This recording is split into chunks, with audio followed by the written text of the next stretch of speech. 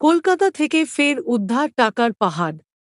ব্যাগের chain টানতেই বেরোল bundle bundle ৫০০ note. ভোটের আগে টাকা উদ্ধারের দৌড়ে এগিয়ে কলকাতা।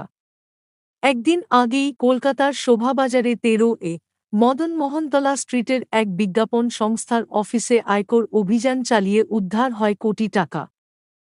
সেই রেশ কাটতে না কাটতেই ফের মিল টাকার পাহাড়।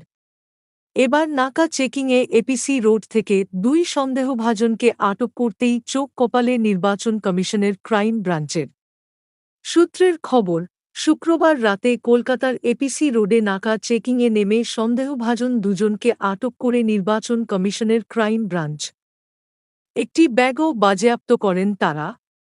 আর সেই ব্যাগের চেন টানতেই চক্ষু চড়ক গাছ।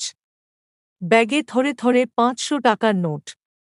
কমিশন সূত্রের খবর, ওই ব্যাগ থেকে প্রায় ১২ লক্ষ টাকা বাজেয়াপ্ত করা হয়েছে। কমিশন সূত্রে আরও জানা গিয়েছে, ধৃতদের একজন পোস্তা থানা এলাকার বাসিন্দা, অপরজনের বাড়ি হুগলিতে। এই বিপুল পরিমাণ টাকার উৎস কি, কোথা থেকে ওই টাকা কোথায় চালান হচ্ছিল, এসব প্রশ্নের খোঁজ পেতে ধৃতদের জেরা শুরু করেছেন তদন্তকারীরা।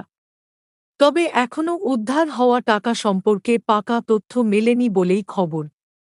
আজ শনিবার অভিযুক্তদের আদালতে হাজির করাবে কমিশনের ক্রাইম ব্রাঞ্চ। হেফাজতে নেওয়ার আবেদন করা হবে। প্রসঙ্গত, বিগত কিছু সময়ে কলকাতায় বারংবার টাকা উদ্ধারের ঘটনা সামনে এসেছে। এবার ভোটের আগেই ফের সেই একই দৃশ্য। আগামী ১ জুন লোকসভা নির্বাচনের সপ্তম ও শেষ দফায় কলকাতায় ভোটগ্রহণ রয়েছে।